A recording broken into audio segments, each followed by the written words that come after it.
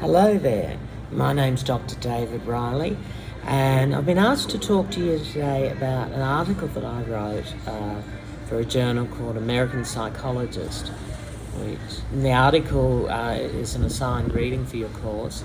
So the article was on gender, that it can be measured as a continuous variable rather than a categorical variable. So before I go into the details of the paper, I'll just give a brief introduction to myself. I'm a cognitive psychology researcher, but I also specialise in educational research. So how people learn, how what factors promote better learning outcomes for students like yourself. And one of the areas that I got into was looking at gender differences in the way that men and women learn, how they perform in certain situations like a standardised test. Women tend to do a little bit lower on standardised tests, but do much higher when it's a written assessment piece or a grade for a course. So that was the area that got me into, the reason rather that got me into looking at gender differences. And of course, gender is a very political topic that raises a lot of controversies, and people come to it with a lot of preconceived notions. People generally think it's either all nature, or it's hormones, it's biology, or that it's all cultural. So that it's the experiences that you have early in life, so gender socialisation. It's the toys that you're given that determine, the way that you develop. So you will have listened to a video by Alice Eagley, who will have talked about this debate. She's an amazing pioneer, an amazing researcher, and has really made a lot of solid contributions to this area of gender studies. One of the debates that we have, of course, is a nature-nurture, but there's an entirely different debate which we tend to have engaged only in the last few decades. So it's the question of whether gender even exists. Now, that might sound preposterous to some, but there are some researchers who believe that men and women are completely identical. So that there's more similarities than differences between the genders.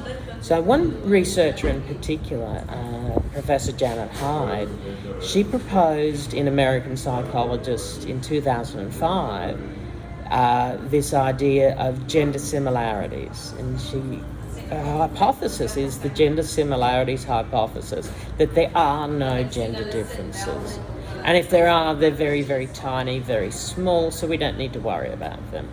But of course, that ignores the larger problem that we have in certain occupational fields, for example, with women in science, technology, engineering and math. They're greatly underrepresented. And there are many reasons for that, of course. It's not just aptitude. A lot of it is the way that we're teaching it to these students, that there's a lack of role models for these students, like female students to identify with. But there are also some other issues that, we seem to have turned a blind eye to. So that's the gender differences in language. Boys and then men, as they enter high school, they really struggle with reading tasks. There's a huge gender gap, not only in the number of dyslexics, but also in the average ability of boys. And there's also an even larger gap with writing and grammar and spelling. So it's a really serious issue, and although the intention of the gender similarities hypothesis was to, promote equality, what it has done is kind of obscure some of the research on gender differences. Now, Janet Hyde also published an article in 2019 saying pretty much that we should do away with comparisons between men and women. So that's my motivation for actually writing the article. American Psychologist is one of our landmark journals, and it's where the fiercest, strongest debates in psychology are held. And because of that, because it's an APA journal, it really does influence the decision-making processes of subsequent peer reviewers who follow the APA guidelines. So it's always been important when there is an article that is controversial, like Janet Hyde's was, that there's some debate to it, which was the reason that I did that particular article. I thought it was important to get onto the record that there were different ways of measuring gender, and that we don't always have to use a dichotomous. Dichotomous means there's two categories, way of measuring gender, male and female. So there's actually a long history in psychology of, I guess, the initial intention was to measure the degree of femininity firstly, and then later we measured masculinity. But to measure it not as a categorical variable, but as a continuous variable. Now, I don't want to bore you with statistics talk, but a continuous variable would be a number, say, between 1 and 7, like on a Likert scale. Whereas a categorical value would be 0 and 1. It's male or female, and there's no other categories.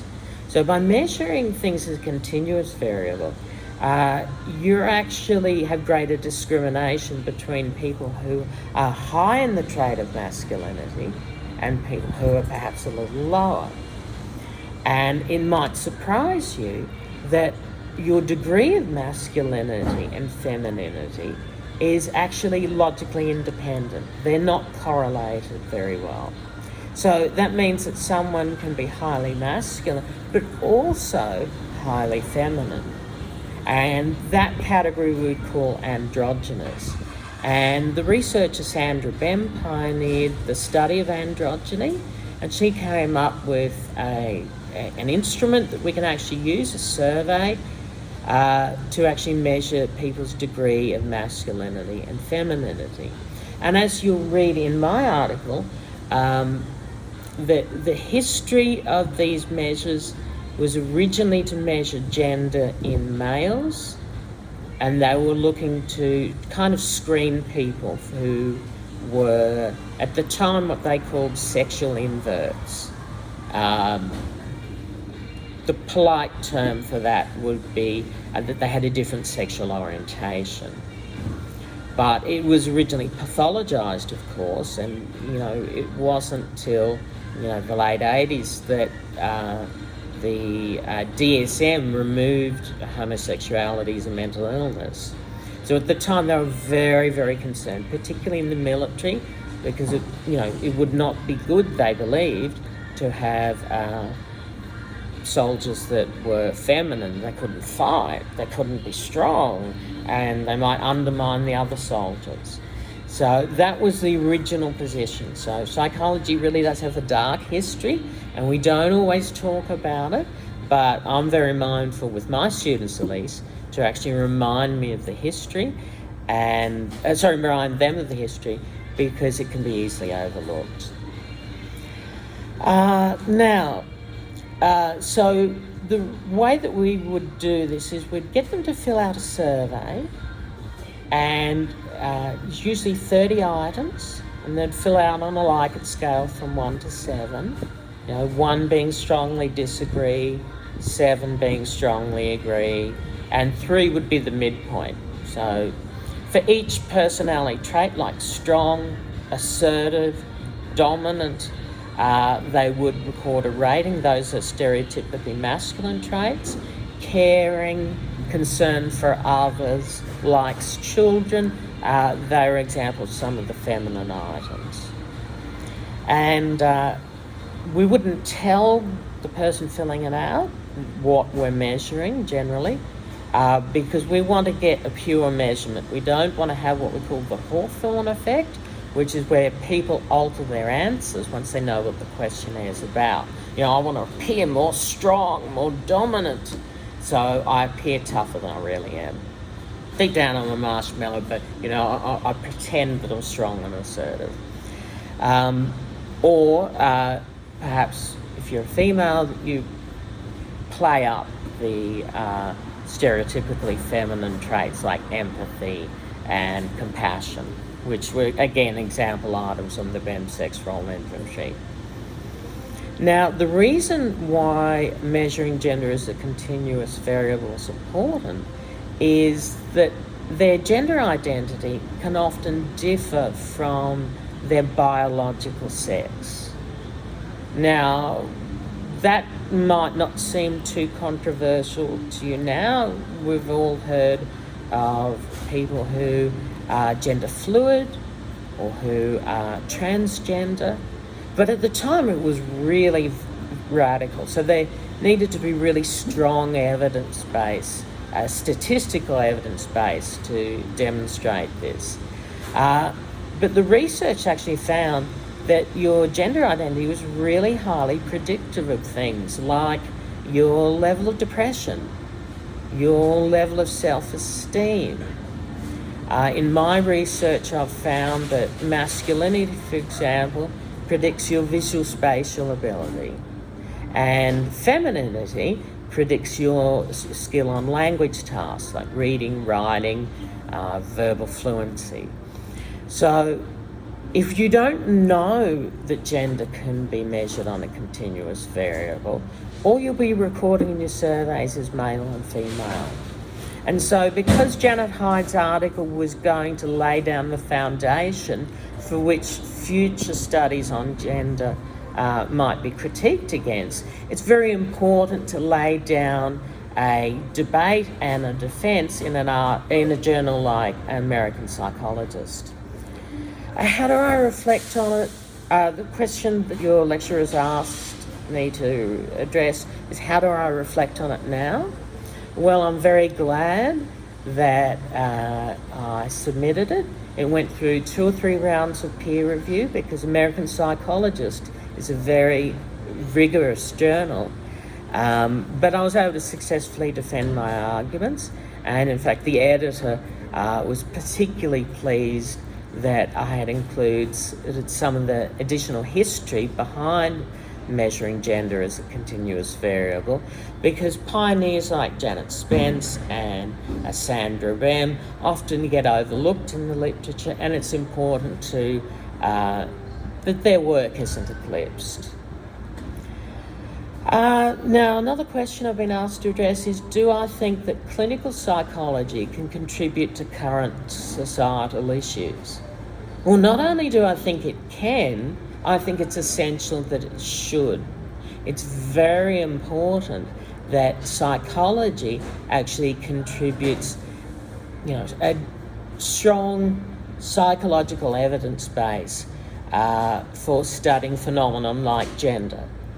And had we not had a pioneer like Sandra Bem, the idea that, someone's biological gender and their gender identity don't concord, well, we'd still be treating that as a mental illness. And we'd still be pathologising sexual orientation. Now, the literature, incidentally, on gender orientation and sexual orientation, so your degree of masculinity and femininity and your orientation, there actually is no really meaningful correlation. Correlation is about R equals 0.10, 0.15, so extremely weak. So you can be strong and assertive, but caring and nurturing, and that doesn't mean that your sexual orientation is determined by those personality traits. So I think that's very important too, because, gender roles are changing. it's more socially acceptable for men to be caretakers of children, for women to be CEOs of businesses. And it's important that we send the message: you're not giving up your biological identity, so male or female, by taking on those roles. So I think clinical psychology can actually contribute quite a lot, particularly to debates on, well, obviously nature-nurture, but also debates on whether there are gender differences between men and women, and also how should we deal with those differences. You know, the goal should be promoting gender equality, but if we don't understand the processes involved that produce, you know, an underrepresentation of women in STEM or poorer language ability in males, then we're never going to change it. So I believe clinical psychology has a lot of contribution to make, and I believe that we as psychologists have an ethical obligation to contribute positively to that debate. Now, do I have a message for psychology students? Well, you know, it wasn't that long ago that I was a psychology student. I can still remember it. And I came to it with excitement and passion, and I think most students do in their first introductory years, but sometimes we tend to lose it. So if you can capture that engagement, excitement and enthusiasm, if you can develop an interest in psychology, not just one area but all areas, then I think that'll really serve you well. And if you decide to go into research, I'd hope that you consider making a contribution to the scientific literature, and in particular to societal debates about important issues. One of them being gender, but there are so many facing our world. Prejudice, discrimination, there's so many wonderful topics to explore. So I think that's it for the questions that your lecturer asked me to go through. I hope that this has given you a clearer understanding of the motivations behind my article. And as you read it, then you'll see some of the darker history of psychology, but you'll also see some of the brighter lights and some of the contributions we've made. So the strongest being, I think, that there is actually statistical and psychometric evidence that your gender identity and your biological sex do not always align, and that's okay. It's not a pathology. It is okay. All right. Thanks very much for listening, and best of luck with your exam.